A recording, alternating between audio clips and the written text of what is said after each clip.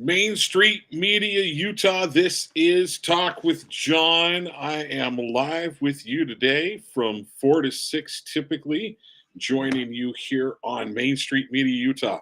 Also, want to mention a couple great sponsors that we have. Well, I'll do that in a minute. Please forgive me. Making a note. Sponsors. Got it. All right. Folks, looking forward to being with you today. I'm going to be introducing my guest that I'm going to be having joining me here shortly. But her name, I'll tell you. Her name's Cari Bartholomew. She will be joining me not too long from now, somewhere in the neighborhood of about 4:20. But first, we're just going to get some stories out that is happening here in the state of Utah and around the nation. Also, want to do my traditional introduction. So my name is John of Talk with John. Kind of funny how that works. Yep. And I look forward to speaking with you and being with you today. Now, I will be taking call-ins. Feel free to call in this beginning part of the show.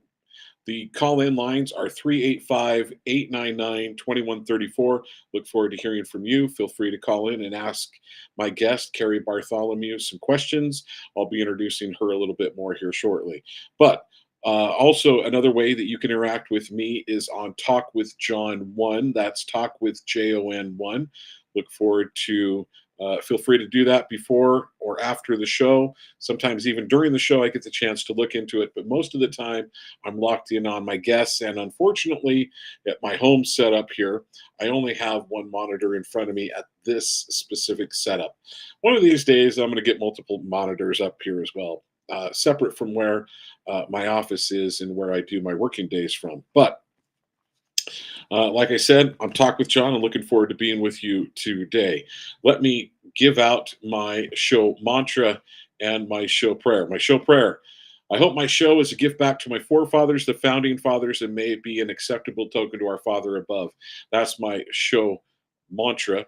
And then show prayer rather. The show mantra is where there is liberty, there is the Spirit of Christ. Where the Spirit of Christ is, there will be liberty. And the greater the Spirit of Christ, the greater liberty will be. That's taken throughout places throughout Scripture, as well as Article 7 of the Constitution. So it's been, I hope this week has been half as good for you as it has been for me. It's been a great week. I am looking forward to interacting with all of you folks, and look forward to the interaction that we may have. Um, I was attempting to send a tweet. Heard from you in a while. One of my favorite listeners. I wanted to send them a tweet. Haven't heard from you in a while. Hope you're well. All right. Hopefully, you folks will allow me to do that and don't mind that I do, because bottom line is the listeners are what helps makes these shows happen, and what allows us to come to you. So thank you for being there. Thank you for viewing this show. I know that either you're if you're paying any attention, you're either listening to it live or you'll be listening to it after it happens. So thank you so much for being with me. And I'm just going to say being with me today, even though it may be further on down the road.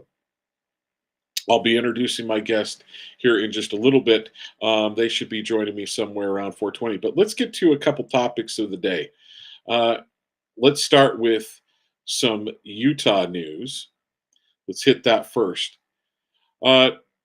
This is Representative John Curtis says the TikTok phone campaign backfired, but still halted. It's still halted in the Senate. The phones in Representative John Curtis' office were, and this news article is from KSL. The phones in Representative John Curtis' offices were ringing off the hook a couple weeks ago.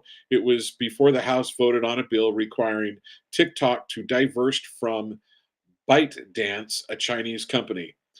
We literally had calls that said, "So what's a congressman?" according to them. So the campaign put out what it would do, what TikTok Media Group would do was send users information, asking them to put in their zip code to call their representatives. It's a move Curtis described as very effective for us and very ineffective for them. A 50 to 0 vote out of a House committee only tends to happen on non-controversial issues. Curtis explained in a phone interview with the Deseret News the unanimous vote on the TikTok bill would not have happened had they not put that stunt and showed members of Congress that exactly what they were worried about is valid.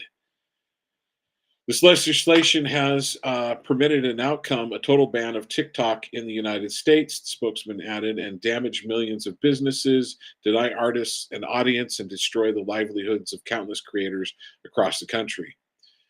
Curtis, so he said there were 2 points that, 2 issues that really stuck out.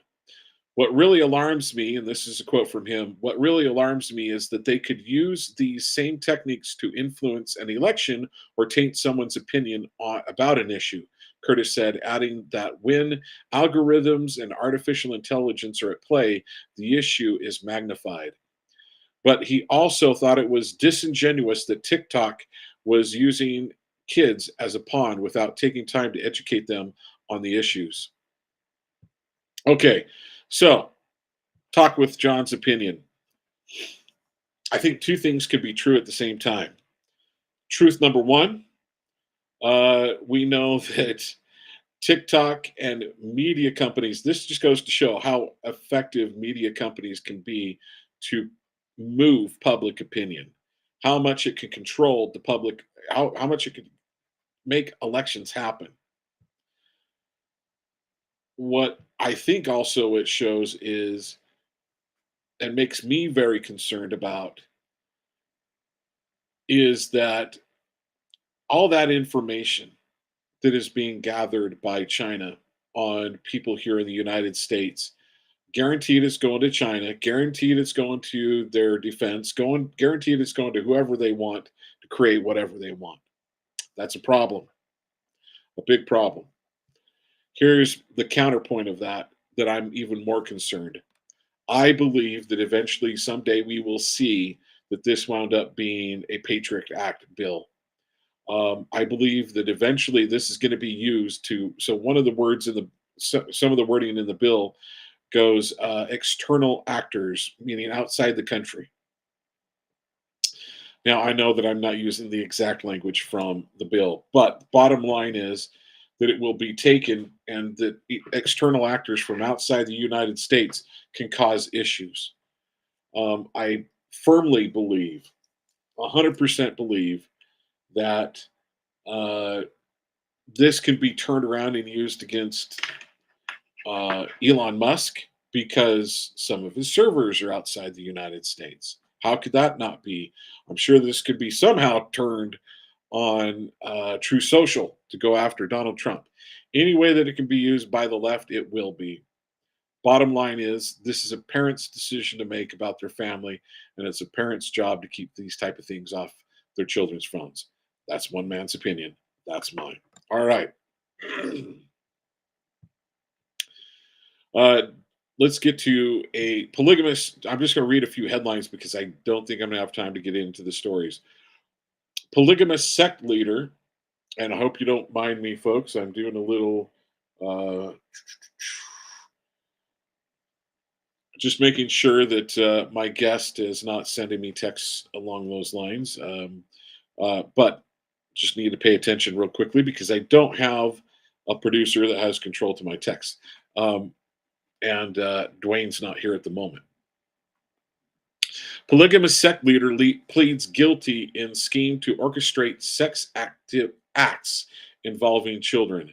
The leader of an offshoot polygamous sector near the Arizona-Utah border has pled guilty to conspiring to transport underage girls across state lines in what authorities say was a years-long scheme to orchestrate sexual acts involving children. Samuel Bateman also pleaded guilty on Monday in U.S. District Court in Phoenix to conspiring to commit kidnapping and a plan to free underage girls who had been taken into Arizona custody. His plea agreements recommends a sentence of 20 to 50 years in prison, though one of the convictions carries a possible maximum sentence, life in prison. This is I'm just going to go to this. Bottom line is polygamy, I think we should leave it alone. But if it involves underage children, same laws need to apply that we would apply to anybody else. And that's I'm going to bottom line it on that one. Maverick considers additional markets as it rebrands newly acquired stores in 3 states. The Come and Go, that's KUM and Go locations across Utah in Maverick convenience stores. They're going to be changing those and rebranding them. Uh, Man, Maverick, it is becoming a behemoth. Maverick probably is more now well known than Sinclair Oil. Then Sinclair may be as well known as Chevron. All right. Deidre Henderson named vice chairwoman of Republican Lieutenant Governors Association. Frankly, I just wish she wasn't lieutenant governor. I'm looking forward to having someone else in as lieutenant governor, hopefully, that will be voted in November. Speaking of which, I have my daytime show that goes from Mondays and Tuesdays 10 to noon. I did an interview with Phil Lyman, and I ran him through the gauntlet of 23 questions. Now, I will here shortly be running my guest through it here shortly, but I'll be bringing her on at about 4:20. But I just want to get a couple of stories, national stories and Utah stories out. So I want to see her gone.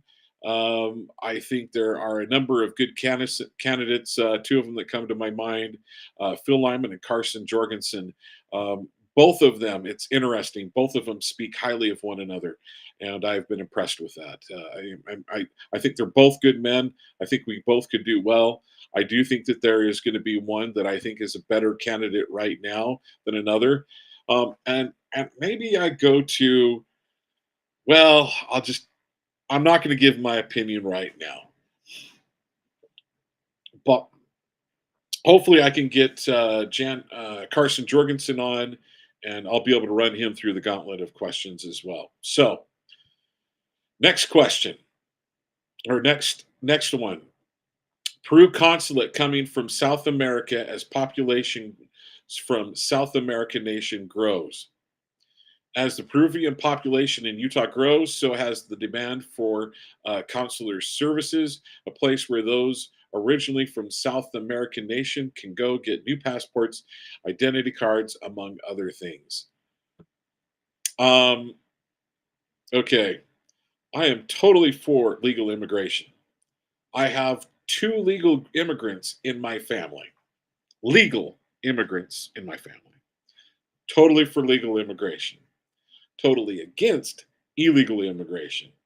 I remember having a conversation with someone who sold me the story on why we should allow illegal aliens, quote unquote, illegal aliens. And I'm going to call them, well, illegal immigrants. Illegal aliens, folks. They're illegal aliens.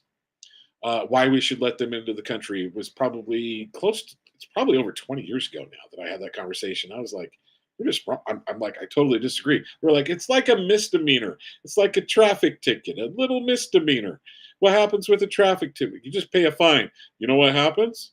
If you don't pay that fine, a warrant comes out for your arrest and you're arrested and put in jail. That's what happens. So sorry, no. And then on top of that, we now have tons of evidence.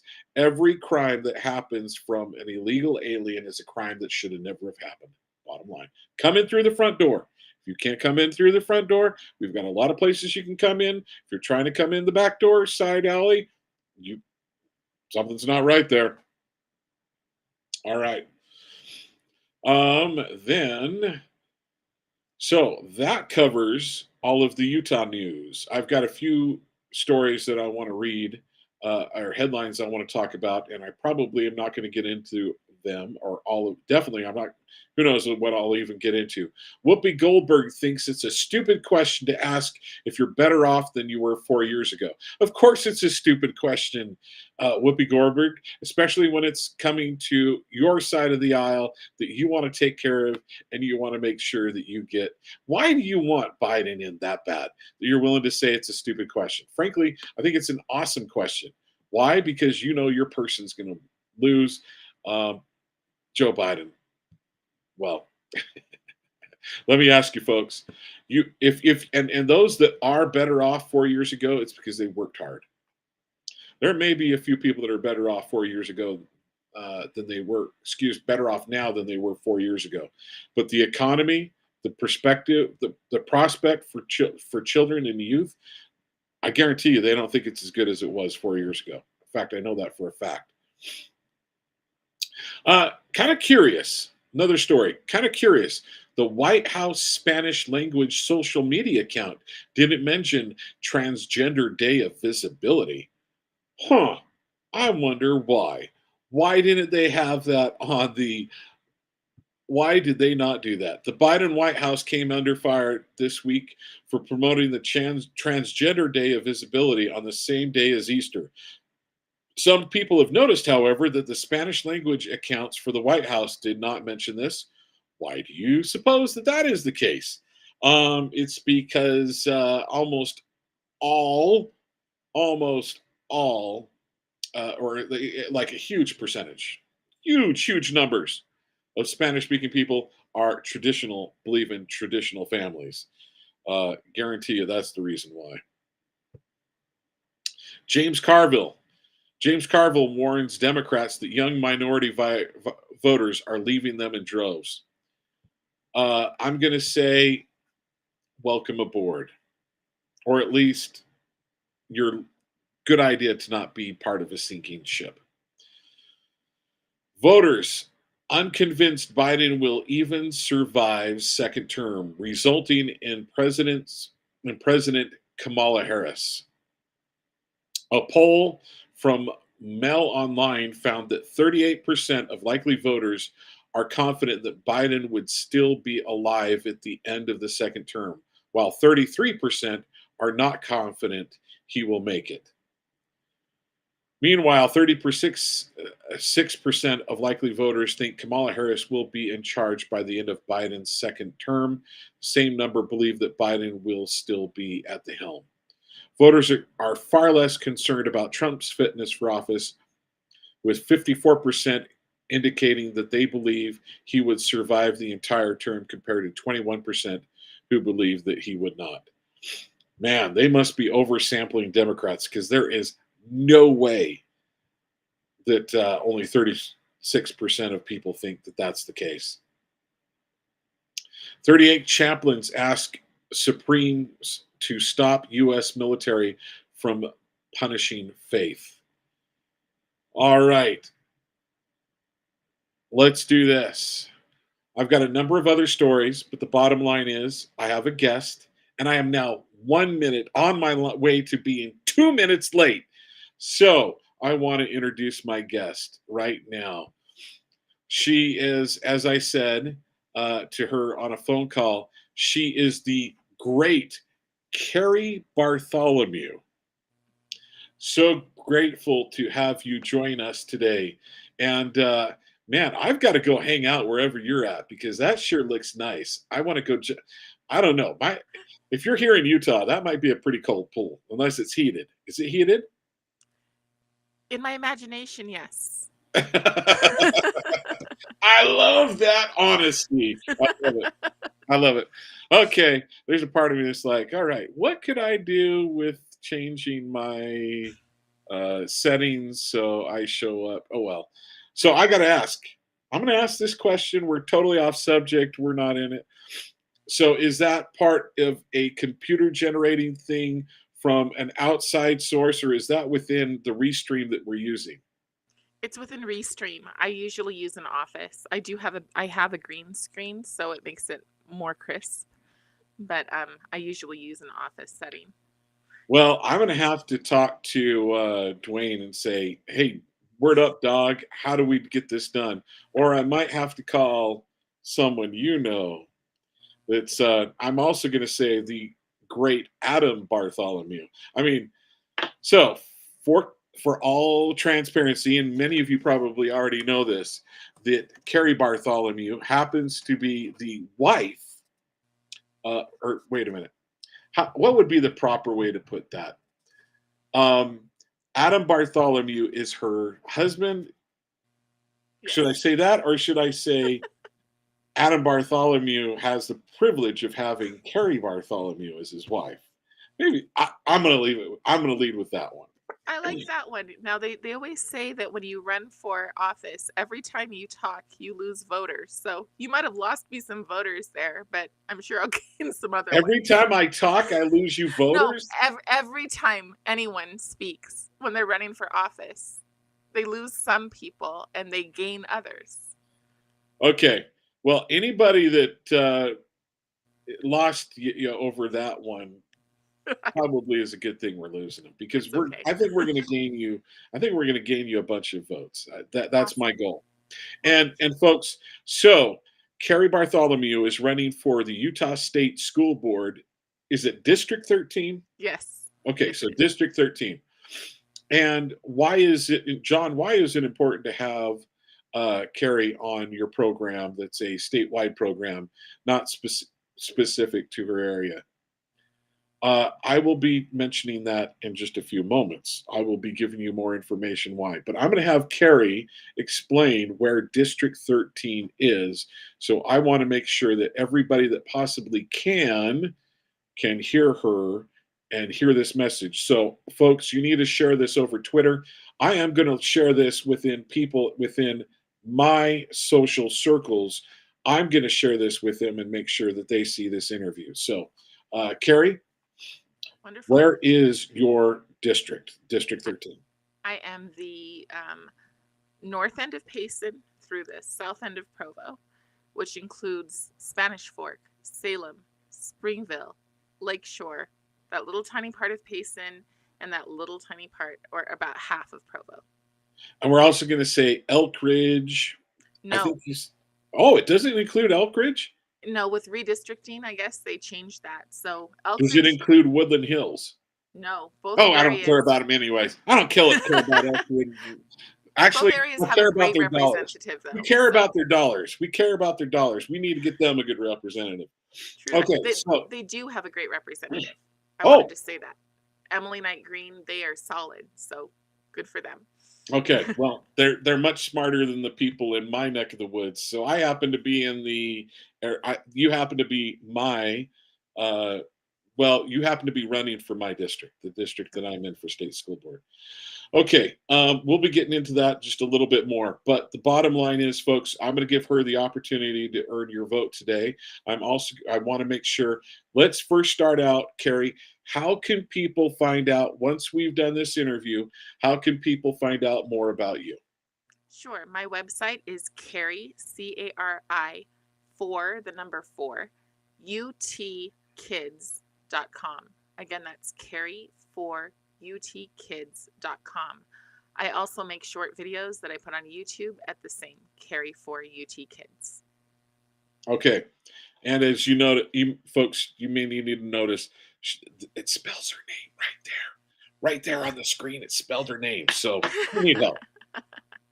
Okay. All right. I just wanted to let a few people know, because heaven knows I probably would have made that mistake myself from time to time. Okay. So I brought on Cari after interviewing as a state delegate. I went, wow, this woman needs to be heard. We need to get her out. And folks, yes, I'm trumping for Cari. Absolutely. No question about it. I'm not going to deny it. Um, I want Cari to get voted into office. I also am hoping that a few people will donate to her campaign that are out of office. So, man, why do I draw a blank on her name? So she's up in the Alpine Highland area. She's in the school board up there, and she goes. So I was talking with her and a few other people, and she's like, John, you live down in Salem, right? I'm like, yes. She's like, John, you've got to vote for Cari. She goes, we need the help. We need to get rid of who's in because we need to get freedom minded people in that office. So, um, why am I drawing a blank on her name? Well, you said Alpine, but I think you mean, I'm assuming you're meaning Christina Bogus. That's it. Okay, and I think she's in Davis area, but I'm not positive. Okay, So, then it's not her that said it. Okay. It's the gal that ran in. She ran for the school board. She lives in Alpine and Alpine Highland area, and she was the She has a school. She has uh, a fine arts school, a dance school. Oh, she ran but was not elected. Yes. That's right. Okay, so she's like, John, we've got to get her in. We've got to get Cari in. And I'm like, that's right, we do. Okay, so let's get into my gauntlet of questions. So, yesterday, if you want to see if she's consistent, I had her on K Talk Radio. And I've got a list of many questions right here that we're going to go through. Well, a number of them, not all of them, because not all of them necessarily pertain to her office. But we are going to go through a number of them. Folks, please go to Cari4utkids.com and tell her and make a donation. Okay? And you're going to absolutely want to see, you're going to want that opportunity. Now, Cari, when Dwayne gets back, hopefully we can do a little bit of, I don't know if you have the ability to do a screen share option. I don't know if you have these in electronic forms. We'll try to get Dwayne on. And also, before we get going any further, I do need to mention this. So Adam Bartholomew typically has a show that he does on Mondays. But Cari cares so much about freedom that she said, Adam, you need to go and do some covering. I believe it's up in Summit County. Is that right? Oh, he does do a lot of recording the conventions. So he's recording, or not the conventions, the debates. She's like, go do record some debates, and he is going to be doing a live stream of, I believe it's debate at 6:30. So his show is Cruising Maine. His name is Adam Bartholomew, and he's a really good dude. So, folks, that's a show that you want to catch.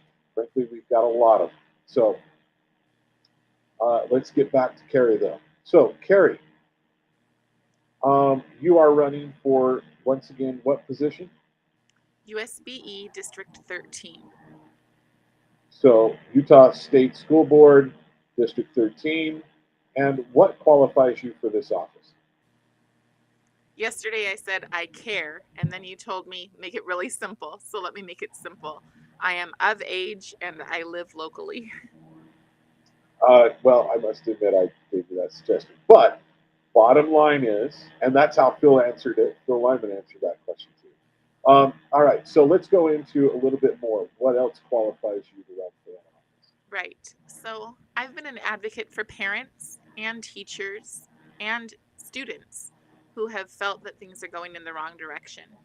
For the last 3 years, they have all sent me sample curriculum. They've sent me apps that are calling for activism. And they've asked for advice on how to teach lessons that aren't pushing activism or pushing racism in the classrooms. So I also was a paraeducator. Now I'm currently a substitute because I also teach in a homeschool co-op. And I genuinely care about the kids. I genuinely care about our country. I love this country. And I'm very concerned about the direction that we are heading in. So, let's get into a few more we'll get into a few more questions. Then I want to dive down on your thoughts on what you're seeing in the curriculum.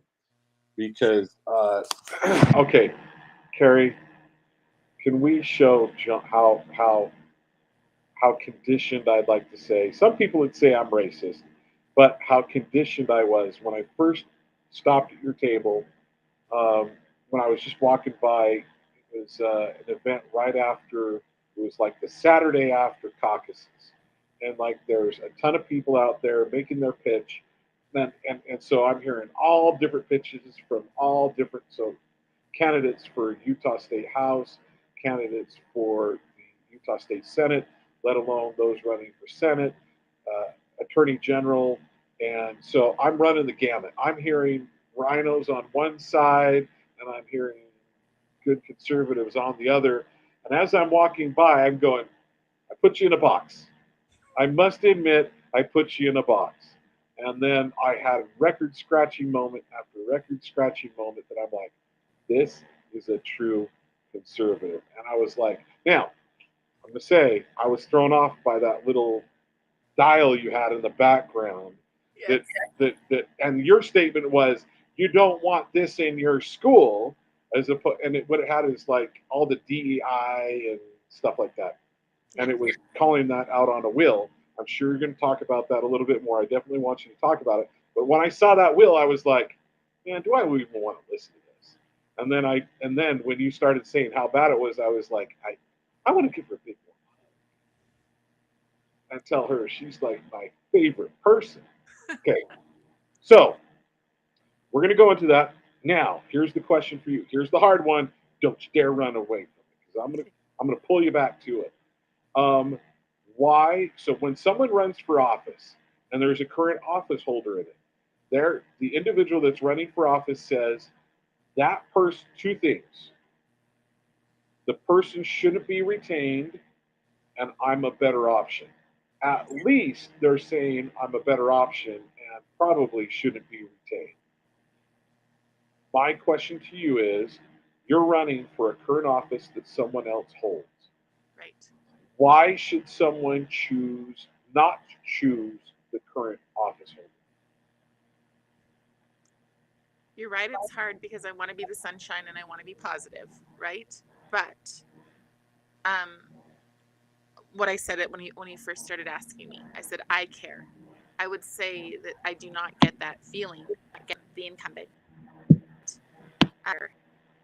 It doesn't matter to me if I have sat in the governor's office, and I also go down into some of the more um, marginalized areas of Utah and do things to help in those communities as well.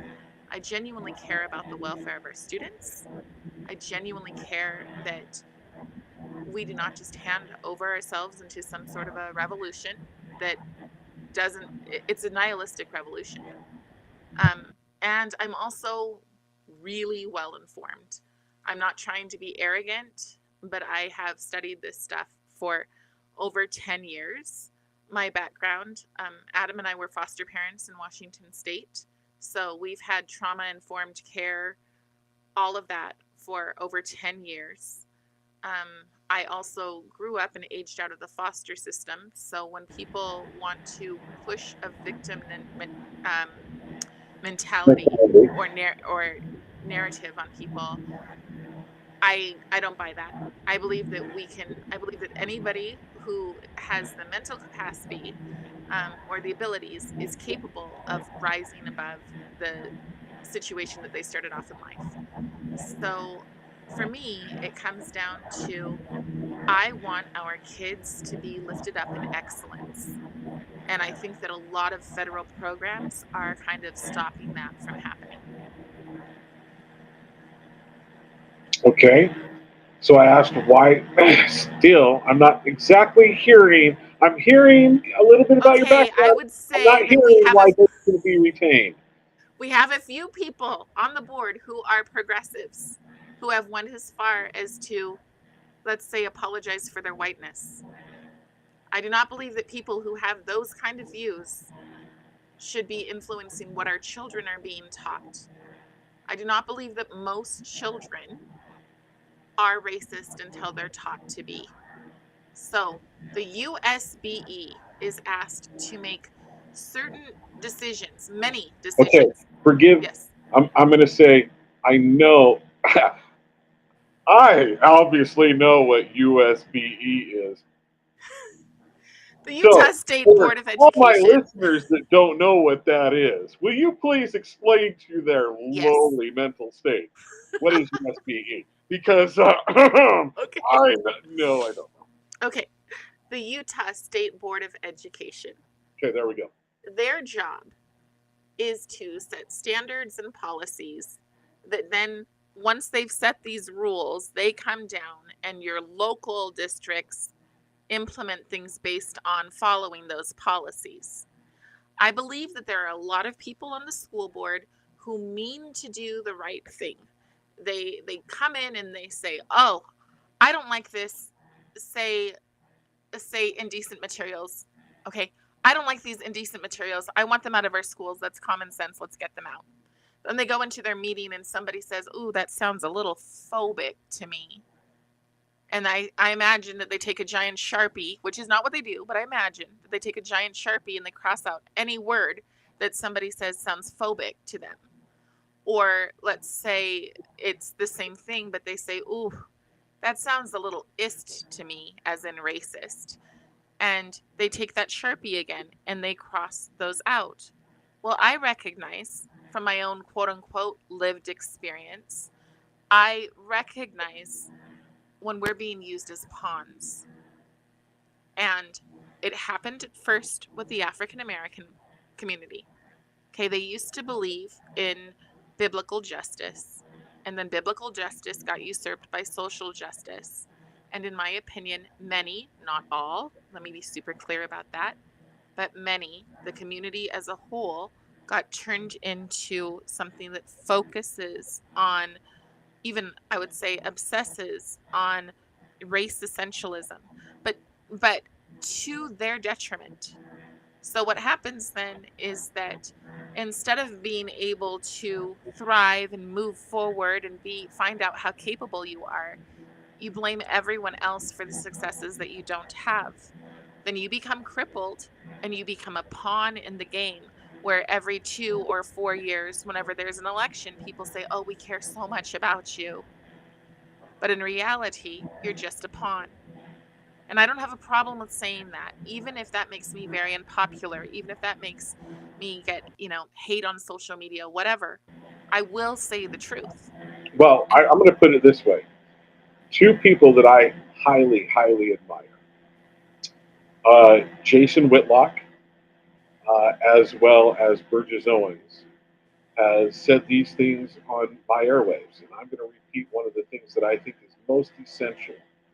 Uh, and to me, it even speaks to just the humanity and the greatness, I'm going to say, of the Christian culture that the African American community was in. They were the strongest when it came to having family ties.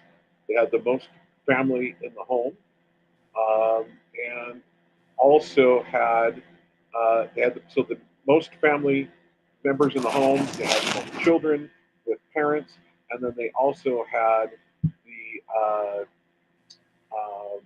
fastest growing middle class. Bottom line is, now I'm giving my supposition, and I think Burgess has alluded to this a little bit. There were some racists that said we can't let these people get. We got to hold them down. yes, That's my personal opinion of what happened. yes, And I would say that they are a role model of what we should do is saying how people can achieve greatness. So that's one man's take. yes. And this is very intentional. I didn't understand how intentional it was until about a year ago when I met Dr. Bob Woodson and I started learning about the 1776 Unites curriculum. Bob Woodson is an awesome, awesome man. Okay. Yeah, Right. I've interviewed that guy. Great guy. Yes. And when I talked to him and I listened to the stories that are on that and we brought it forth and we said, this would be a solution to ethnic studies, which I'm sure we'll talk about later. But um, they didn't want it. our school districts at the state level said it's quote unquote too political, but it's a bipartisan group. It has people like Coleman Hughes contributing, who is definitely not a conservative or a Republican in any way, shape, or form. But um, these narratives are not ones that they want to talk about. So the example that I always use is the Rosenwald schools. We had people who'd gotten out of slavery. Um, Booker T. Washington, gotten out of slavery, decided that his people, he wanted to give back to his people after he got his education. So he said, we need schools. And so many people had decided African Americans, as former slaves, were only a servant class of people. And since they were only a servant class of people, they didn't need schools. They just needed to learn, their trade or whatever. Well, Booker T. Washington went to Julius Rosenwald, who was a Jewish man who owned was part owner of Sears and Roebuck. And Julius Rosenwald said, okay, so you need a schoolhouse. And so he gave them the seed money only to start a schoolhouse. And then with this money, and they did 7,000 of these. So with this, Wow. they had to make their own bricks. He started the foundation, and they had to continue. So they had quote unquote skin in the game. And so because of this, they took pride in what they had done. Because see, when you just hand someone something, they often take it for granted. They want more and more and more. But when you instead say, I believe you can do this. I know you need some help here. Let me give you this amount of help, but then you have to do the rest for yourself because I know you can. So then these people, and I promise it's short after this, but then these Whoa. people, We need the history. You need to share this history lesson. Yes. And so what they did was after they built their schools, the Rosenwald schools, after they built them, they bridged the gap. They were so excited to have the opportunity to learn that they were learning Greek and Latin. And even James Evans, who is a former Utah senator, he went to a Rosenwald school. And so they took the best, and they believed that they were capable of the best. Another thing that they had in these schools was that every person in them had to learn a trade. They had to perfect their skills. That instilled within them dignity, that instilled with them community, but we never hear those stories. We only hear the stories about dismantling our country. And so what I believe that we could be doing, if we really want to heal our people, and by that I mean all across every culture, is we should find those stories, those success stories of people who've come to this country, who fled atrocities in other countries, and teach them why America is this land of opportunity. Instead, we're dismantling. Well, I'm going to tell you one of the reasons why it's proof to know that we do live in the greatest country in the world. We have how many millions of people trying to they're coming into our country illegally just Yes. to get here. Now, true, a number of them are given financial incentives to be here once they get here or on the way to get here. But the bottom line is the reason why they want to come is because they believe it's the greatest nation on the earth right now. So they're not trying, let me put it this way. They're not trying to get into China. There's not millions of people illegally entering China. There's not millions of people illegally entering into Russia. They're doing it here in the United States, though. And we have to be careful with that, with our education system, because I interviewed Alvin Louie from the podcast Courage is a Habit. And I asked him, what is the difference? How come when Asian Americans, or when Asians come here, they thrive, but African Americans who've lived here aren't? And he said, it's the narrative in the home. So African Americans are taught, look backwards. You're only this far away from slavery. Whereas other people, including Africans from Africa, are going, you are only one generation from success. But what's happening right now is that a lot of Democrats are getting involved when people come here as new citizens, taking them under their wing and teaching them their narrative. And we need to be much more proactive in showing them, because that's what it used to be. It used to be that when immigrants came here, they even stayed in camps, and whatever you feel about camps, that's how you feel. But I know that, like, the Vietnamese people, they would come, they would have to be somewhat educated, they would have to learn how to assimilate in some way. It doesn't mean that you forget your culture, but it means you understand how America works and how you can thrive in it. We need to bring that back. Okay, I want to real quickly. I want to mention. I'm going to pause for a moment. I'm going to act like I'm running a commercial, but we're not. I want to mention a couple of our sponsors. I first of all want to mention Window World. Window World is sponsoring is uh, a sponsor of Main Street Media Utah. We want to say thank you to Window World. Please reach out to them. Give them the opportunity to earn your business. They're good people. Um, Doug wrote a check to Main Street Media to help it go forward. We want to say thank you to Doug and his people. Bottom line is, he's a lot like you and I. He believes in freedom, believes in it so much. They're trying to help out. Also, Utah Gold Buyers. Utah Gold Buyers up in Murray. Uh, Great freedom guy up there. Cole Cannon up there. He is the owner and also a great freedom guy. So, wanted to mention those two people real quickly. All right, let's get back to it. Thank you for letting me indulge. All right, so let's get to another question, shall we? Sure. So, um, what would be the most important thing you do should you win seat 13? What would you do in the office of state school board? What's the most important thing you would do? So again, I think that's similar to the first question, where the school board is being asked to make a lot of decisions based on diversity, equity, and inclusion, but they don't have diverse voices. They bring in people that will perpetuate the narrative they want to hear, to bring in more funding or to look more compassionate. But I believe that my voice speaks for more of kind of the common person. I believe that most people don't hate each other. Most people don't resent, and they don't have time. These are luxury. This is luxury ideology, It and is. that's just not something that most of us care about. Where it's being imposed on us, we're being colonized.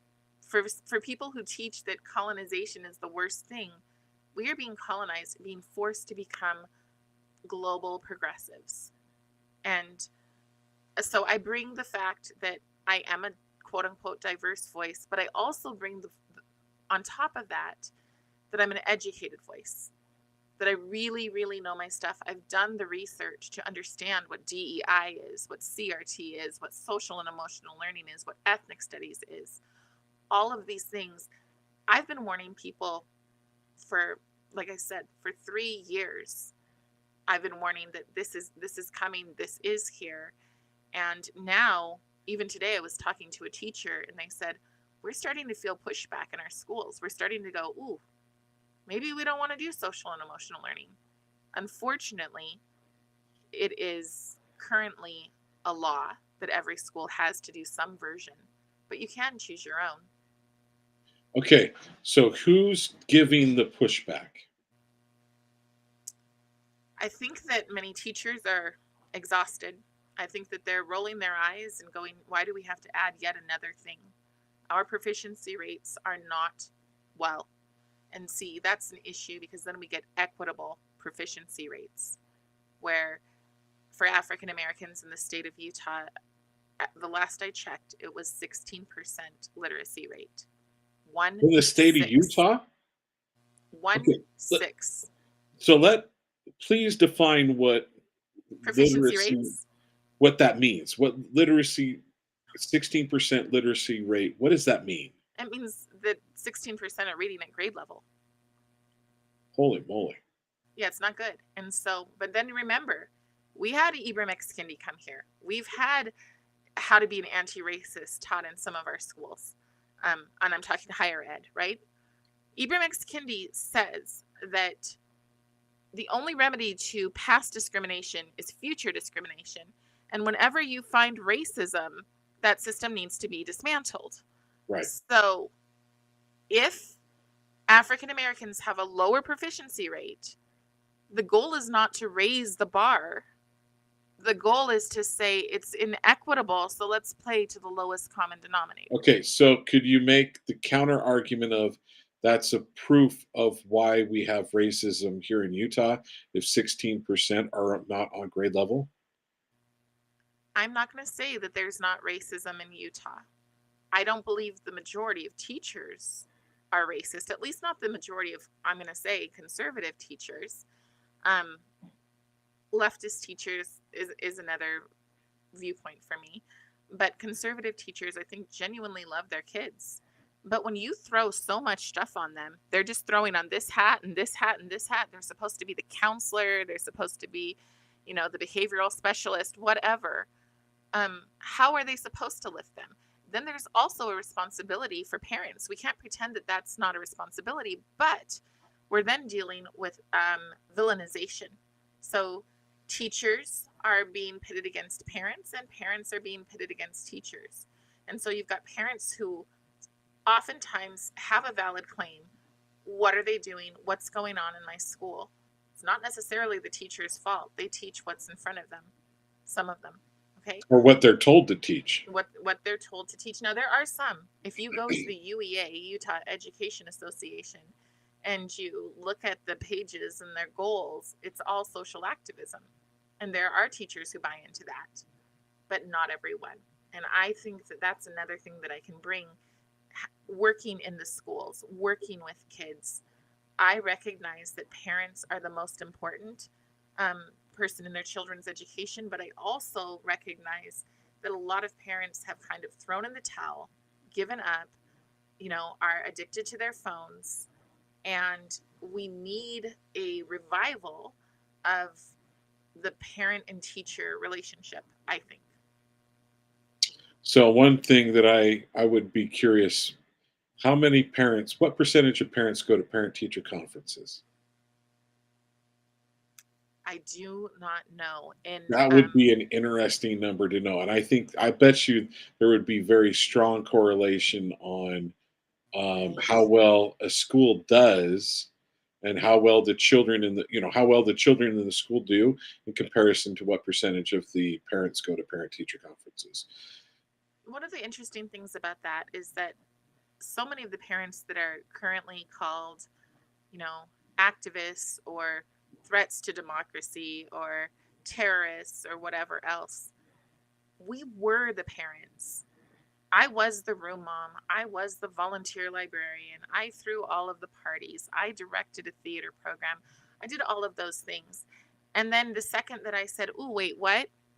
You want to teach my son that he should identify as his oppressed side and reject his oppressive?" That's not happening. The second that you say something like that, you become the problem, despite the fact that I lived at the school, not only for my son, but for every one of our foster children.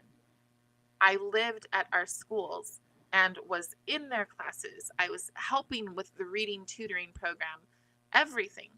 But then they decided, again, to villainize the parents. Parents who wanted to know what was going on was a problem. Okay, so I want to further this conversation, but I want to give a little bit of direction to it because I think this is one of the most important pieces of the whole conversation. So I asked, what was the most important thing as you do as an office holder, and you said try to help implement programs that would help schools. I'm not very nutshelling it. Okay, so what do you use?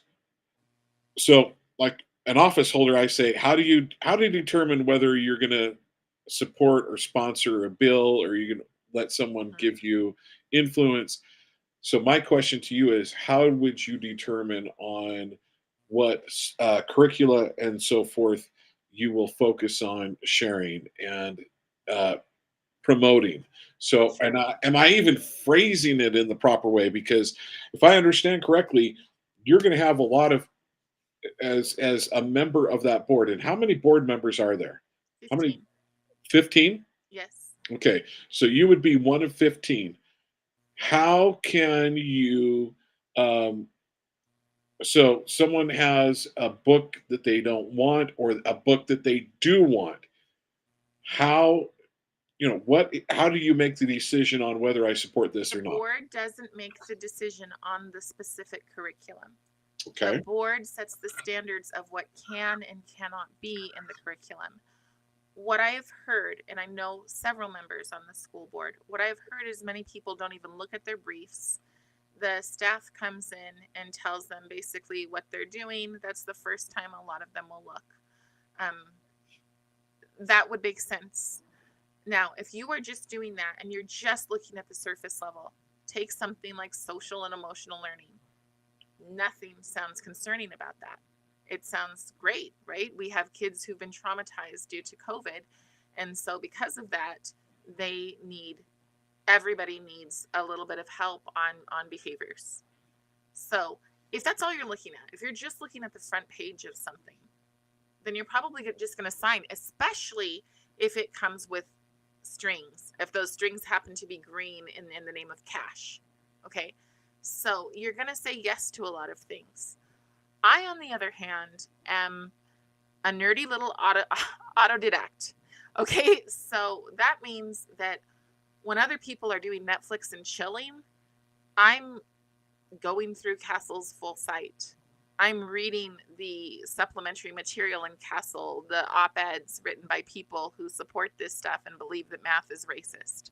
So I'm looking for the words. I recognize that our vocabulary has been hijacked. So when we hear a word like resilience and we think, oh yeah, we're going to build resilience, and then we build safe spaces in our schools, that's not resilience. So you I have to would be say that's smarter. the antithesis of Yes. building resilience. Yes. And so you have to be smarter. If you're elected, you are in charge of all of these kids' education, and they have a right to a propaganda free education. Anything that's pushing propaganda into our schools shouldn't be. And it's not that hard to dig into it. People will say, oh, I don't have the time. Or the worst thing is that people will go to trainings. They'll go to teacher trainings, they'll go to staff trainings, and they'll have somebody come in and they will tell them their one-sided view on something. I don't agree with one-sided views. When I'm teaching my class at the homeschool co-op, it's Socratic seminars. And what I teach them, our discussions are, how can we be less wrong more often? Nobody walks into the room thinking, I have all the answers. I'm perfect. I've got this. So my job is to direct them. And then at the end, we sort of ask, so, or sometimes I can just see it's very obvious, but have they moved in their opinions? Did they learn anything, or did they get stronger in their opinions? And I don't shame them one way or the other. I want them to be able to think. And I think that in our board, we have a lot of people with a lot of degrees, which I do not have, but we have a lot of people with degrees who believe that they have the insight. And because they've done this training, they know better for our children than we do. Well, I'm going to say, as you've been on the school board, how how is that 16% serving our community? 16% grade level reading literacy. Well, maybe you need to go. All right. Let me give out some phone numbers, folks. So I know that I know that we have people that watch this live. If you have any questions for Cari, running for State School Board 13, and Cari, in just a minute, I want you to give out how people can reach out to you. But we have a call in line of 385-899-2134. That's 385-899-2134. And it's a great way. Feel free to call in, ask Cari any questions that you may have. And Cari, I'm going to ask you, how can people, should they want to donate to your campaign? Because I think this is absolutely imperative. Yes, folks, only 1 in 15 people live in her district. We need all the other 14 districts right now to help support her efforts to be joining the school board. So, how can they help support you? Sure. If you go to my website, which is Cari, Cari, the number 4, utkids with an S.com, and then you'll see the little red button, and that's how you donate. So I definitely appreciate it. We are a working class family. Yeah, it looks like I have a pool. I don't have a pool. I have a messy room behind me. So, but I definitely appreciate it. And it really comes down to standing for all of our kids. Well, I'm going to agree with what it says right there. Vote for Cari. Those of you that live now, those of you that can legally vote for Cari, folks. Okay, I'm not saying just anybody come and vote for her, but I'm going to say, those of you that can legally vote for her, please do come and support her. Listen, she's someone that we definitely want. All right, so along the questions that I have, what are your thoughts on? And we've got into this a little bit. So we've got ethnic and diversity studies, along with LGBT and trans athletes. I'm just, that's a question that I like to ask of everyone running for office. So let's make it difficult. What are your thoughts on those subjects? All the way across the board, it's a Trojan horse, and our children are being used. So let me explain that. We say yes because we hear something like, oh, ethnic studies, and we think, great, bring out the sombreros, bring out the kimonos, let's celebrate cultures. I love cultures. I've not really adopted, but I've got these kids who really, really like me, and they're in college, and one is Brazilian and one is Chinese. Both of them are, I don't know if they're illegal. They're asylum seekers. Um, and people will say, "Oh, Cari is against. She's horrible to BIPOC kids." I can't make that make sense. Okay, bipod. Can you please? Because I know that some of my listeners don't know what that means. Please tell us what that means. And Sure, I Black, do know what BIPOC. Indigenous, people of color, or honestly, what I say, I'm going to get myself in trouble. I don't really care, but to me, it sounds like something a bisexual chicken would say. So, so, and it annoys me because I'm considered BIPOC by people who have imposed their beliefs on me. I'm just a person. My heritage is I'm Haitian, German, and Irish. That's what I am. But I am just me. And I believe that every person should be able to be just them. So when you take that and you put that into gender ideology, I don't believe that we should be centering around some at the expense of others. That is what my big wheel is. If you come and see me at a meet and greet, it literally shows that if you are a white, cisgender, heterosexual male, you are a person of privilege. And then your places of others, their othering goes out here. And what you're supposed to do with that is called centering around the marginalized. So just because of the way that you were born, you're supposed to step aside and let somebody else, whether or not they're as qualified, into that center. And that is how we get really bad examples of DEI, where we have, airplanes falling apart, because we're making exceptions. And I think it's extremely degrading, both to the person supposedly in power, but also the people that are told that they're not. To be reduced to nothing but your immutable characteristics is bigoted. And it's, in my opinion, vile, disgusting, wrong, and nihilistic. And in my opinion, that is one of the biggest things that I'm concerned about, is that's going to create racism. Oh, we're That in othering. itself is going to create it's going to create more bigotry. It's going to create more racism. It's going to create more sexism. It's going to create those issues. That will absolutely create those issues. And that's only part one. So, what ethnic studies really is, and I have over 50 videos on this on my regular station, which is Carib Marcel. That's my birth name. Say that again. Carib Marcel. CAROB MARCELLE. Okay, so on that station, if you go into my lives, you will see that I, along with some other educators, have went page by page through the ethnic studies model policy. And what we found there was that Christine Sleater, who's basically the head, she's like the president of all ethnic studies, okay? She says that ethnic studies, when guided by critical race theory, is heading us in the right direction. Else, we end up having a culture of the month club, and that's not what we want.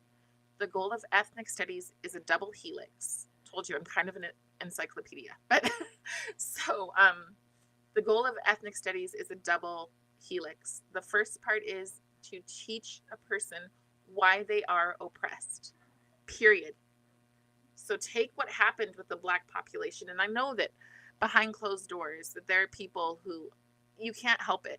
You watch TikTok, you watch YouTube, you see the worst of a population, and you're supposed to justify it. Okay, so we take a people and we tell them that they're oppressed, or we take our kids and we tell them that they're oppressed, and these are the reasons. Well, the goal of ethnic studies is to teach every child that they are oppressed. And the second part of that is to teach them how to dismantle the systems of oppression. So we are literally grooming our children for a cultural revolution.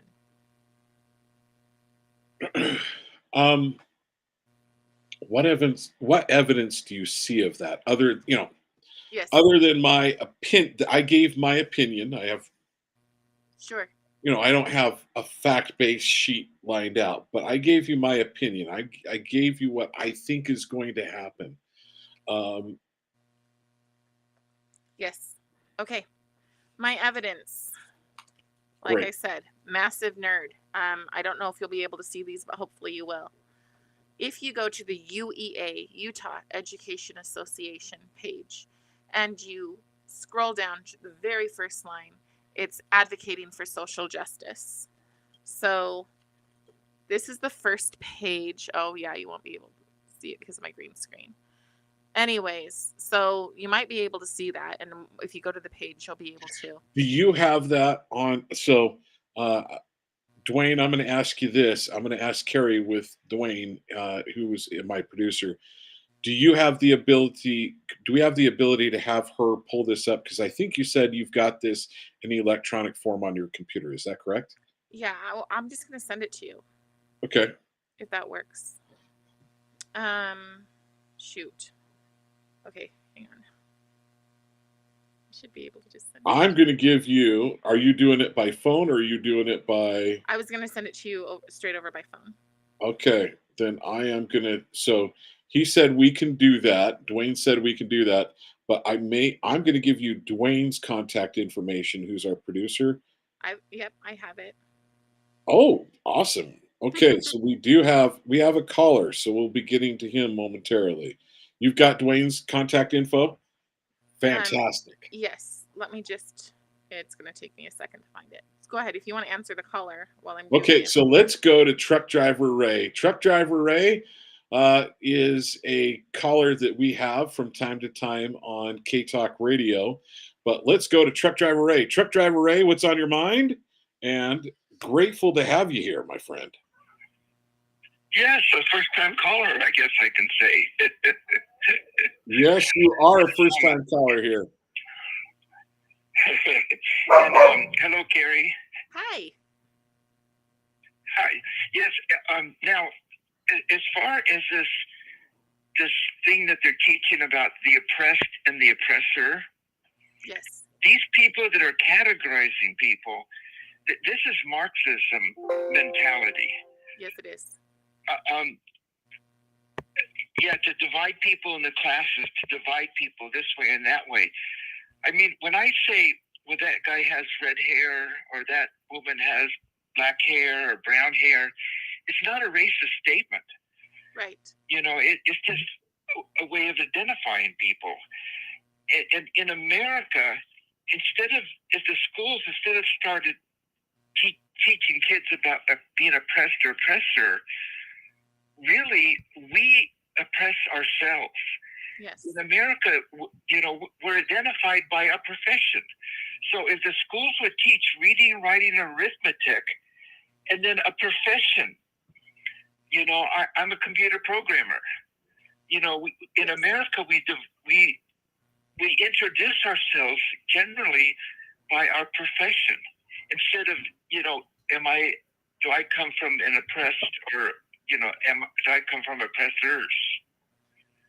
Right. We're changing that. So what's happening, I'm gonna slightly swear here, but Barack Obama's pastor famously said, not God bless America, but God damn America. And that is what's happening. So we're implementing the worst practices because we're somehow enlightened now.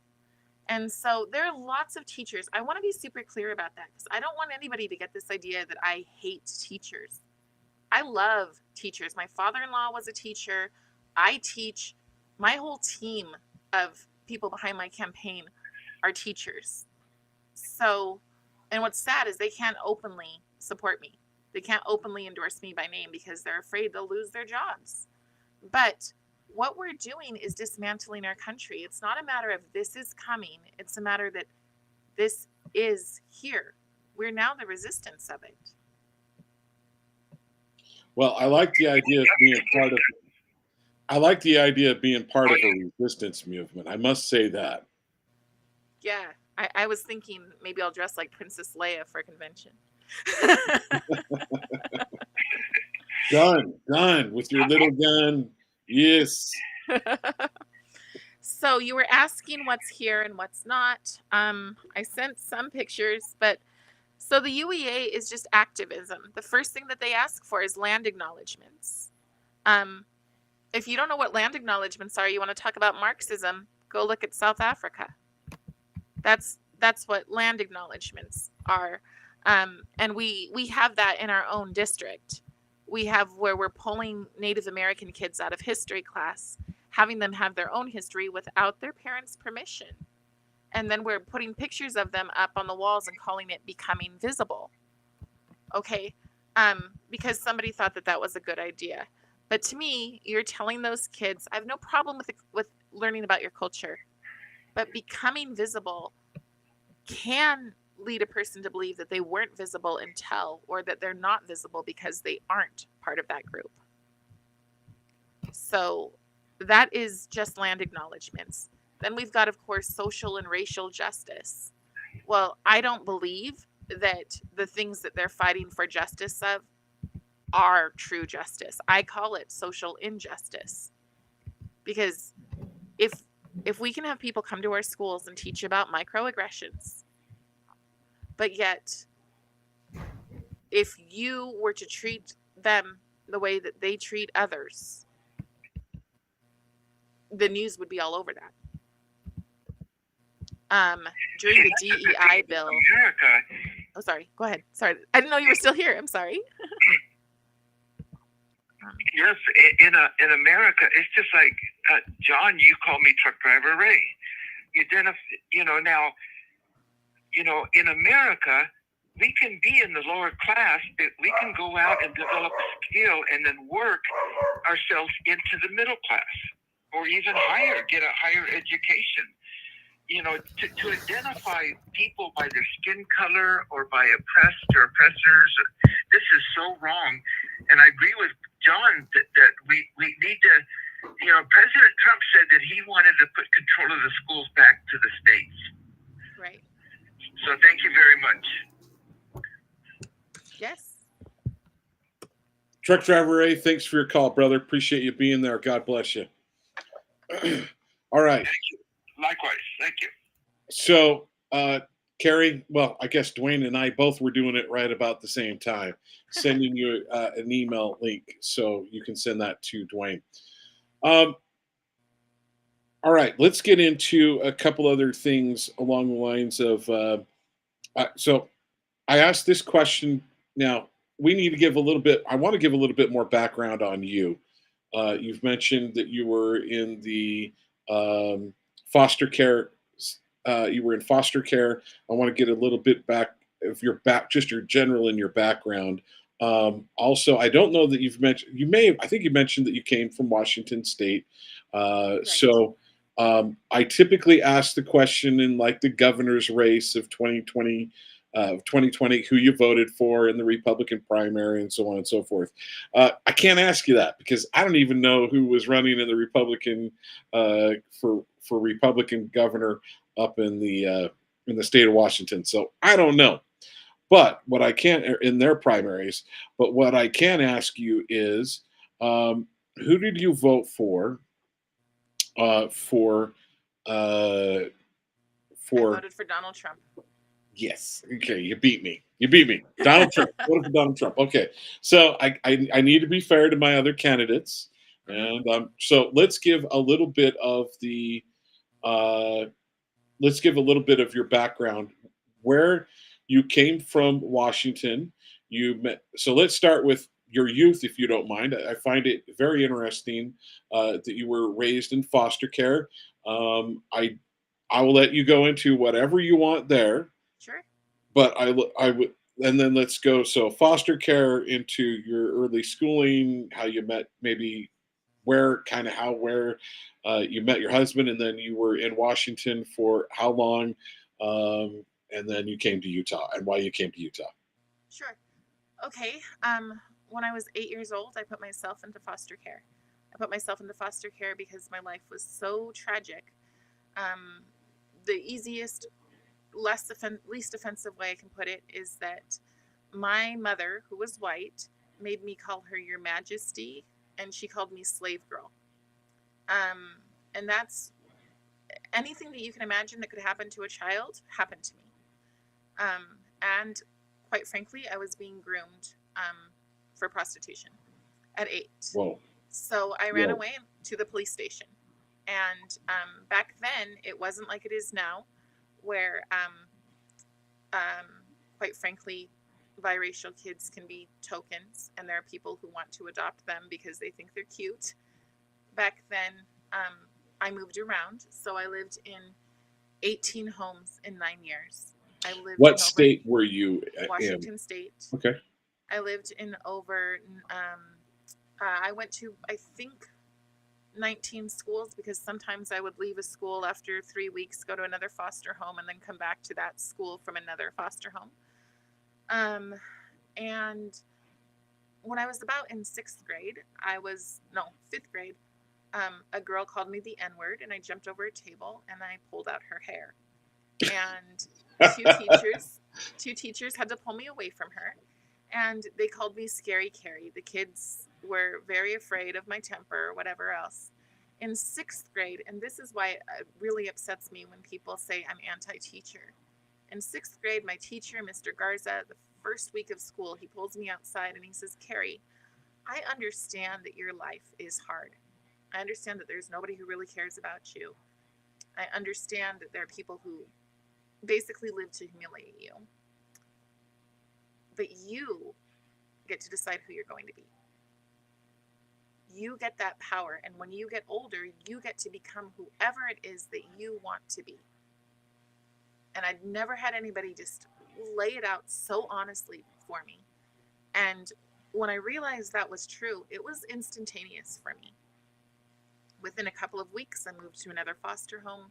That foster home provided me the ability to go to attend a Christian school. I completely had a new identity. I looked out for the underdog. I was a person who wanted desperately to help people who were hurting. And so that became my persona. And that is because a teacher believed in me, and a teacher did not tell me that poor me, I was oppressed, I could never do anything about it. Instead, he said it was all within me. Because he said that, that's just the way I look at life. So I'm extremely honest, probably brutal at times, um, just in the fact that I don't mince my words. But I believe in the potential of every child, and that does not matter to me. I don't care about a child's gender. I don't care about a child's color. I know that people can become the best that they can, if they have the ability to work towards it, but we're taking it away from them when we tell them that because the world is bad, they can't achieve. Wow, that's awesome. Okay, so let's fast forward to 18, unless there's other significant portions you want to cover. So at 18, I have a talent. You have a talent. I'd say you have a lot more than a talent. I'm a pretty good actress. So at 17, I made it into Cornish College of the Arts. And so I was planning on going and becoming an actress, and I did do acting, but when I got to college, it was kind of I felt like a diversity hire, I guess, even though I didn't know what that was back then. And I didn't fit in. So to be the one who doesn't even fit in with the with the weird theater kids, because I was a Christian, and that doesn't really work well with art school. So I left that program by attempting suicide, quite frankly. So I left that program that way, and then figured out the steps, mental health, had a good therapist, and went to a conservatory program where I did finish their program in theater. Then I worked for children's theater, and I specifically worked for children's theater with the goal of helping people. So I worked for children's theater that helped prevent sexual abuse, that helped keep kids away from being groomed. And that's one of the most appalling things to me about what we're seeing today with the books that are coming in.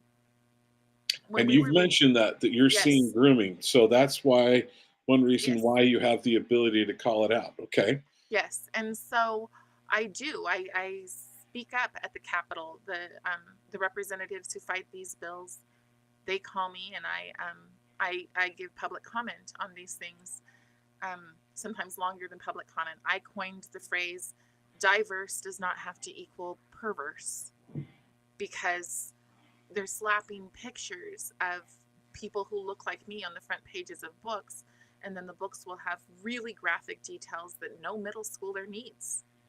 And they're in the books. Go look up the book, Monday's Not Coming. I had a parent reach out to me and say, what do you know about this book? You look on Common Sense Media and it says, not so bad. You go to ratedbooks.org and it's line by line of what's in the book, and it is not appropriate. And I'm not a prude, but it is not appropriate. And it's done intentionally, because this is part of dismantling. This is part of removing innocence. This is part of queering the minds of our children.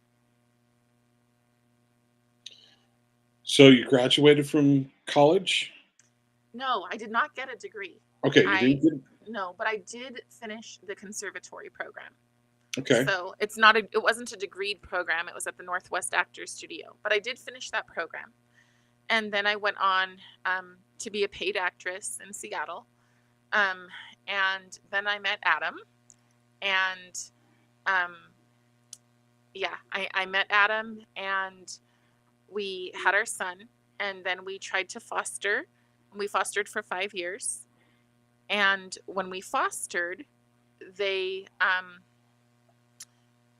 had to learn about trauma-informed care. We had some very trauma-impacted kids. We had kids who were sexual predators at the ripe old age of 5. I've seen what doesn't work. Whoa. Yes.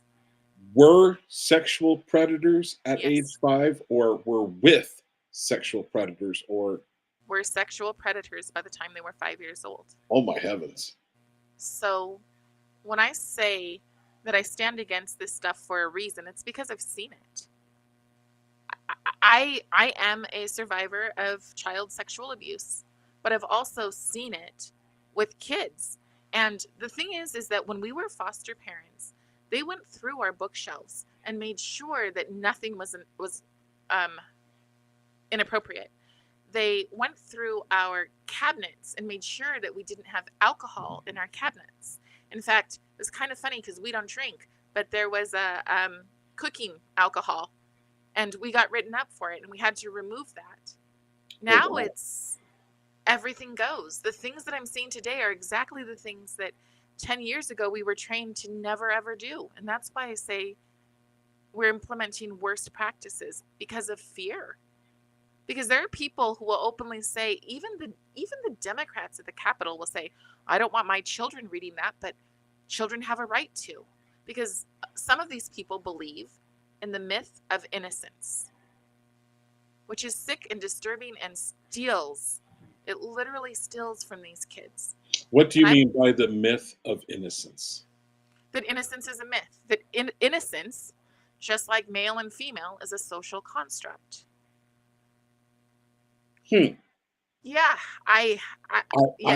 I really worry about what they teach in their homes. Yes. Because if it's a myth, what's going on in their homes? What you need to realize is that the person who I heard it from was a school counselor.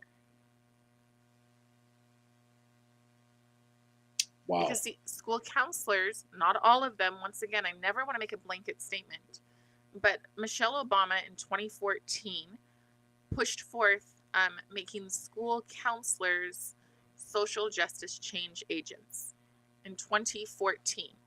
At the same time, Barack Obama sent a Dear Colleagues letter and said, if you don't do restorative justice programs, we will cut funding from your schools. So they were very clearly, while everybody thought, oh, they're rock stars, they're awesome, they're the first Black people to be in office, they were doing some very destructive things that now we have people on our school board. And again, you asked why I should be elected, because I don't support these things. So do the math about the incumbent. Let's talk about, so I want to get in. So what brought you, so you were married, you did foster care. Wow. Yeah. Sounds like you were dealing with the toughest of the tough. You were doing God's work in foster care. What made you decide to move to Utah? And then I wanted to go into the educational books that you have showed me. I know I have a lot more. I should have sent them beforehand.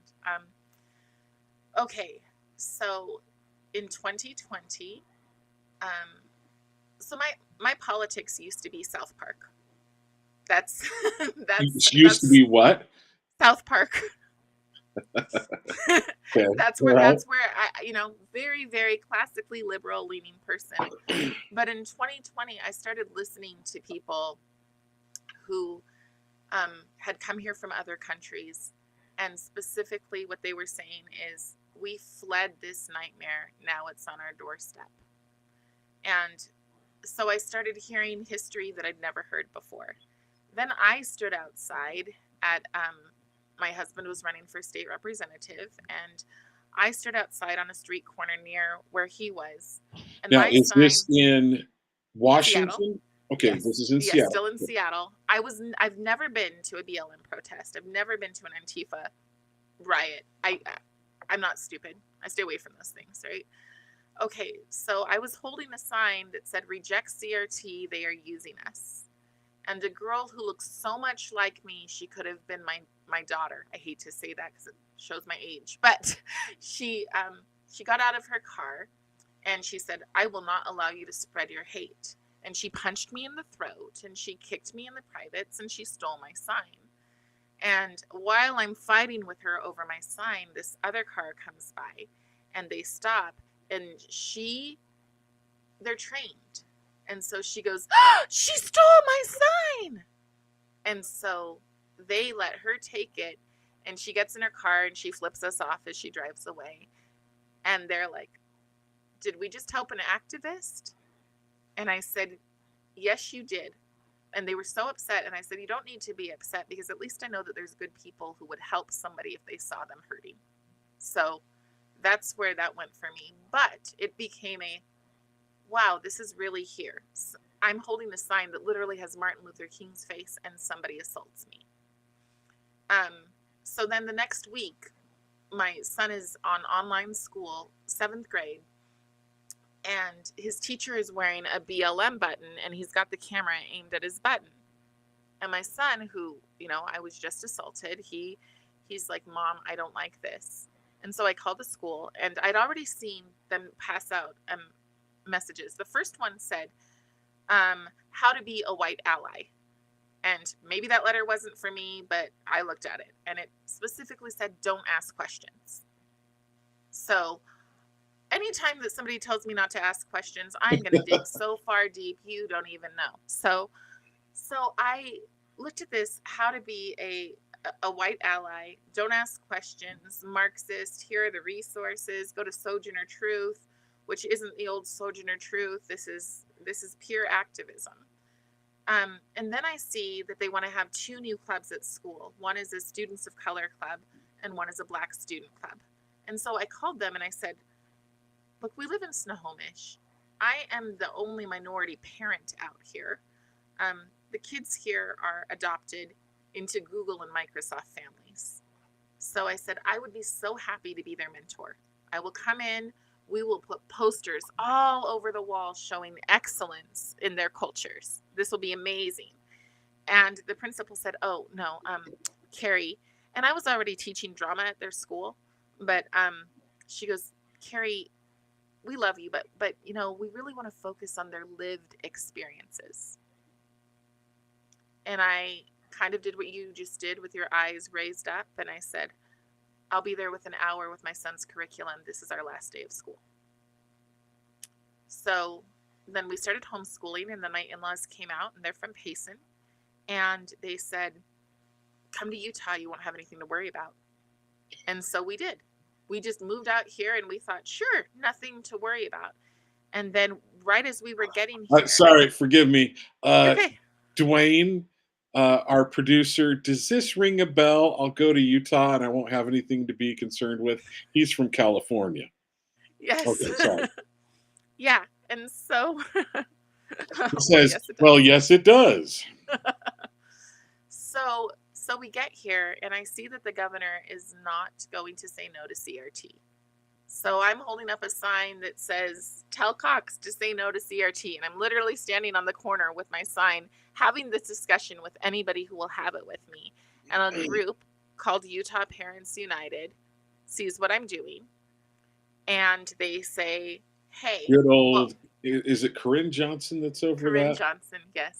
Good old Parents United. I also love, unfortunately, we lost her. Nicole. Not because she died. We lost Tracy. I think it's Henderson, right? I don't know her. Okay. Okay, so we lost Tracy. She was the attorney.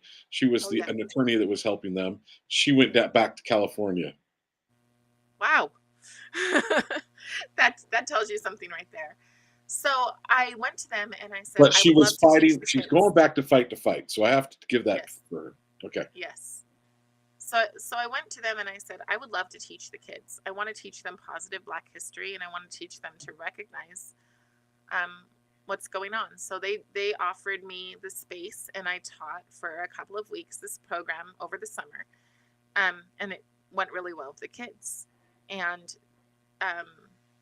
my son was in a very good, strong charter school. And so I felt very secure with him. And then I realized, well, then I can fight for the other kids, because I would get calls from people, friends, family, saying, what's going on? And then Utah Parents United made me the head of the Nebo chapter, which automatically comes with hate from the leftists. But so I just started, basically I became the resource, because people realize that if they go to the school board, they will do nothing. And if they go to the state school board, the incumbent will do nothing. And I reached out to the state school board member when they were bringing this stuff in. Some examples I have of social and emotional learning. Here's one I'll try to show you again. So here's a picture of a police officer in a book from the 90s. Okay, most of us saw pictures like this in books. Right. This was representation. So today we have pictures of little kids for kindergarten through third grade. It's saying a citizen can join a cause, and they've got their Marxist fist in the picture for our children. And when I went to them and I went to the school board and I said, because they had a curriculum viewing, and I said, can I show you this? She wouldn't even get up out of her seat. And when I said, can I please show you this? She said to me, why do you have to always look for the worst in things? And I just thought, because somebody's got to defend our kids. Well, I'm going to say from a certain perspective, you could say you were looking for the best of things. Yeah. I mean, I'm sitting there going, African Americans are 2% of Utah. That's it. I think we're less than 2% of Utahns. To show us as wife beaters in dreadlocked hairs with your fists up in the air is not a productive lens for people to see other kids in. And this is for kindergarten through third graders. So, and that's social and emotional learning. Social and emotional learning says one narrative is right. You are good if you believe this. You are othered if you don't. It absolutely. Go ahead. No, finish your thought. I got a thought along those lines. Finish it. Sure. It absolutely comes after the conservative. We will see books. A new book that they had with the truck on it, and it says white rural rage, and it has somebody with their MAGA truck. That's the biggest threat to America. I'm sorry, I lived in Seattle. I watched the quote unquote summer of love. They would take cement and fill it up around the police stations and think that they were going to blow up the police stations, but they weren't smart enough to use quick drying cement. So it was just a mess. But don't tell me that people who live in the country believe in their sovereignty, believe in their ability to worship God the way they want to, and their ability to work hard and to do for their family is the biggest threat to our country. And that's what we're facing. We are forcing our kids to become globalists. Okay. So what I'm hearing you basically say is you feel a lot more comfortable because you have those guys driving around with those Trump flags in Payson, because I've been around Payson and been around the area, and I've seen those trucks. Do you feel safer with them, or did you feel safer in the summer of the love? And I forget that like no-go zone that they had up there. I will tell you, when I lived in Spanish Fork, there was a group of boys in a truck, and as I drove by, they did say, they did call, I hate the N-words. Okay, it did happen one time, and they were kids. And you know what? If your kids are being told, these were white boys, if they are being told that they are the cause of all the evil in the world, they are going to start resenting. It's going to happen. Is it justifiable? No. But is it common sense? Meanwhile, when I sub and I see these kids, they're like, there's that sub who actually cares about us. But when they're just hearing this narrative constantly, it's on their social media, it's in those wheels of privilege and power, they're going to start to resent. Yeah. Okay, so real quickly, folks, we've got just a minute or two left. So if someone wants to call in real quickly at 385-899-2134, 385-899-2134. We lose Dwayne. He turns into a pumpkin at 5:45. So he's going to be taking off, so we won't be able to take phone calls, and we'll be finishing up close to 6. So here's I want to talk about, and I think I mentioned that earlier. If I want to create within white people racism, I need to tell them how horrible they are. I I and tell them how privileged they are. There's a lot of people in Spanish Fork, trust me, that are not very privileged in any way, shape, or form. There's plenty of people living in Spanish Fork that probably live below the poverty line. So, Right. um, yeah, I think that's the wrong narrative. And let's not pretend that there aren't African Americans who are very well off, very comfortable, and have been. So, and also, why in the world is this just a black and white issue? Oh, looks like you've got another. We got another caller. All right, caller, who's there? Okay. Ray again. Now we Regan. can hear you. Regan, what's on your mind? Yes, this is truck driver Ray again. Oh, truck driver Ray, what's on your mind? Yes, I think that a big problem with America today and in the schools, and for teachers, if they're liberal teachers to look down on conservative teachers or vice versa, I think they forgot in America it's designed where different people live together in peace. So I'm a conservative, but that doesn't make liberals my enemy. And hopefully liberals, I'm not an enemy to them, because we have a system where we don't want to totally rule each other.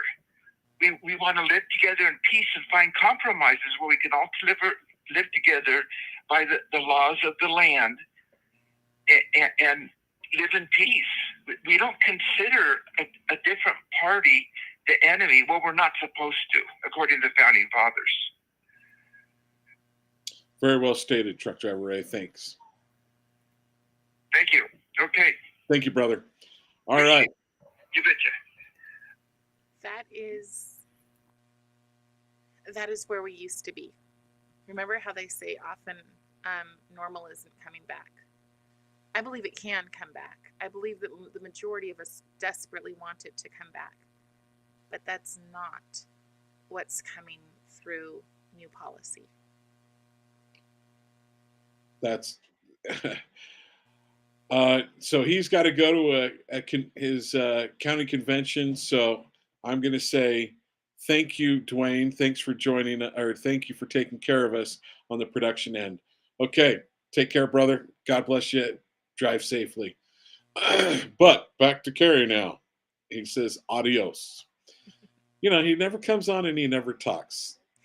Kind of like Snurdly, never comes on. You think he's there. I could be making it up, folks. I really could be making it up. All right. I want to dive into you pointed out a book. So one of the things you're looking to do is keep a book out of our curriculum. It's made here right in this state. I believe you said it's made up in Layton. Yes. And one of the things that you shared was one of the most disturbing things is that basically it was equating conservatives with being Hitler. Yes. I don't know if you remember that.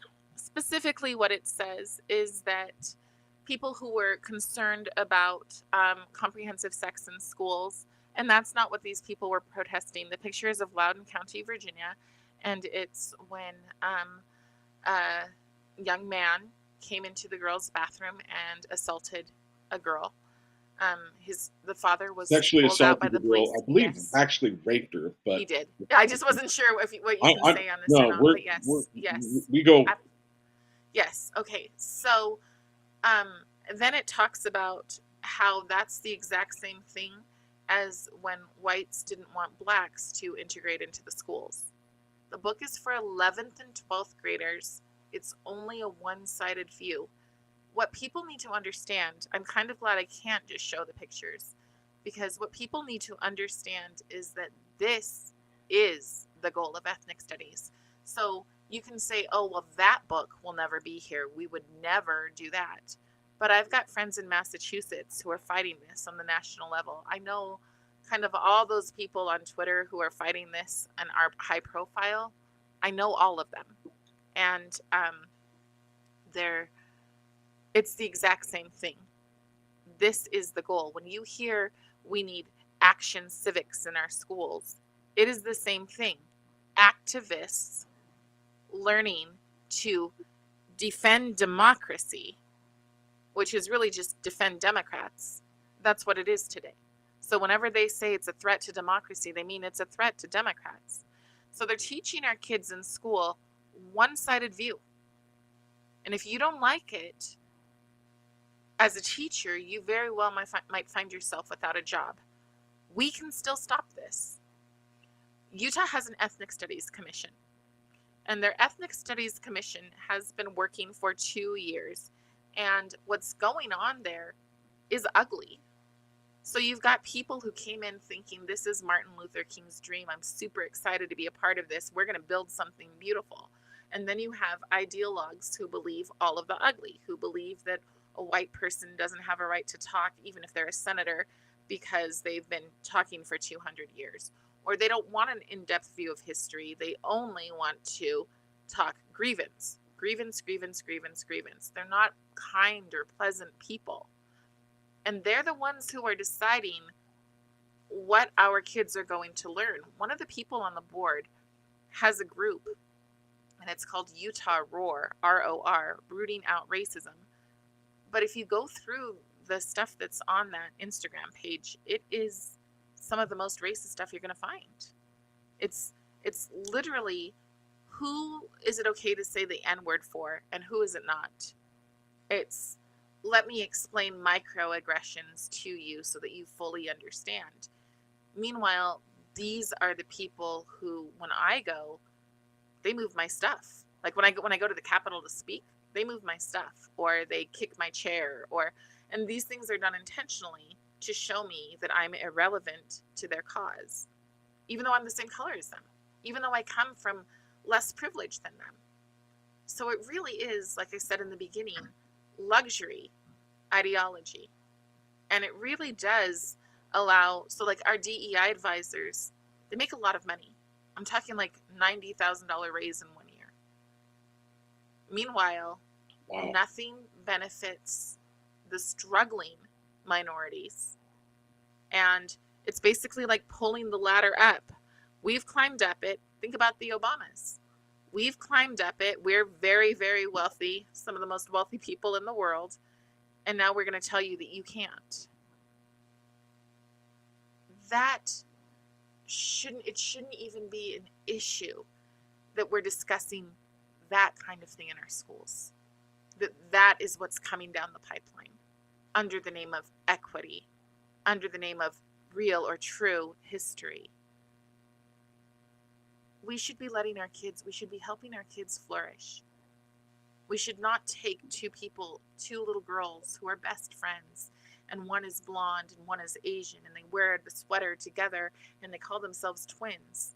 We shouldn't take that away from them so that we can be right and have more insight. That is cruel, and it is taking away their innocence. It is taking away their right to thrive and their right to just be who they are, and instead inflicting them with what I would consider poison. Well stated. Well, I think I want to draw this to a close. I'm not even, normally what I will do is thank a guest for coming on, and then I'll cover some other topics. But I think I just want to draw this to a close because you've said some things very beautifully. So once again, I want you to give out your website, how people can reach out to you, how they can go about helping you. What help do you need to win that seat of District 13? So what are you running for? Your website, how can people help? Or first, sorry, your website, how people can donate, the seat that you're running for, and how can people help? Sure. My website is Cari, 4, the number 4, utkids.com. Again, Cari, 4, utkids.com. I'm running for Utah State School Board District 13. I can use help. The incumbent is sponsored by the union. The incumbent has big PACs behind them. I am as grassroots as it And when gets. you say the union, which union? Oh, I'm sorry, the Teachers Association. I should Of make that. course. Yes, Of the course. Teachers Association. But if you go to the NEA and you go to the UEA, they're the same. So, and yes, I am. We're not wealthy people. We're not dirt poor, but we're not wealthy people. And my campaign so far has cost, I don't know, it's been about $2,500. People have said that I need 5,000 just to really make a show at convention. I believe that I can do it with, I don't know, maybe a thousand more. And then afterwards, one, I need feet on the ground. I'm going to need feet on the ground. I need people to get ahead of the lies, because the NAACP and other groups like that are definitely going to attempt to slander, because I ruin their narrative. Does the state or county delegates vote for you? It's county. So, so it's county for this, and then if I make it past convention, then it's everyone. And then I really will need help getting, more signs, anything that you can do, boots on the ground, making phone calls. I appreciate it all. Well, we're so grateful to you for joining us here on Talk with John. Thank you. I I very much look forward to you winning this seat, winning at convention, and getting this seat. That's my hope. That's what I'm going to pray for. And it doesn't surprise me in any way, shape, or form that the NEA and the UEA are not supporting you, because you're the last person given the message that they want to hear. I'm going to run through this. I'm going to run over this statistic. 68% of the people that are graduating from college right now are women.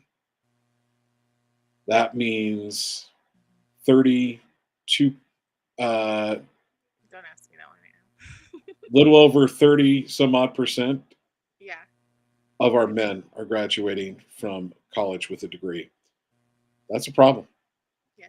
So 64% graduating are females. That means 36% are male. And maybe there's like 1 or 2% that are some other, I don't know. There's that too. Can I say one more thing that'll just short? Please do. Please. I'm running because I met a young woman who I was just talking to her in the grocery store, and she was my clerk. And as we were talking, she's like, "Oh, you look like a teacher." And I said, "Well, that's funny." And we started chatting, and I just looked at her and I said, "You know what? Just remember this conversation. If anyone tells you that somebody who looks like me cannot appreciate or that hates someone like you, ignore them." And she grabbed my hands and she said, "Can I tell you something?" She said, "Us kids know that something is wrong. We know it." But she said, "My question is when are the adults going to stand up for us?" That's why I'm standing. I think that's why we all need to stand. The meme is we need to be in the way, and that's just, it's not a meme. It's an absolute fact. Where we are right now, our children are on the front lines. Not about fear-mongering, just a fact. Thank you. Cari, that's awesome. I hope you will bring that up at convention for your speech. That'll win you a lot of votes right there. Okay, folks, this has been Talk with John here on Main Street Media, Utah. I look forward to you joining me again next week. I don't know who the guest is. I don't have a scheduled guest at this moment. I think I have an idea of who it's going to be. But we have on the 15th, we have Trent Christensen, who is running for Attorney General. We're going to have him here. So, Cari, thank you so much for joining me today. God bless. And I wish you the best of success. I hope we win. Yes, me too. Thank you very much. I appreciate it. All right. Okay, bye. Take care, folks. And this is Talk with John. You can join us Tuesdays, typically from 4 to 6. Thanks for being here. Oh, before we go, I do want to mention Adam Bartholomew of Cruising Maine. Somebody happens to know that guy. Uh, Somebody happens to sleep next to him, and it's not me. uh, he is going to be doing his cruising on Maine at about 6:30. He's going to be covering some convention stuff, so we want to say thank you to him. Folks, support him and feel free to join on. So, Cari, thank you so much for joining me today. God bless. Thank you, you too.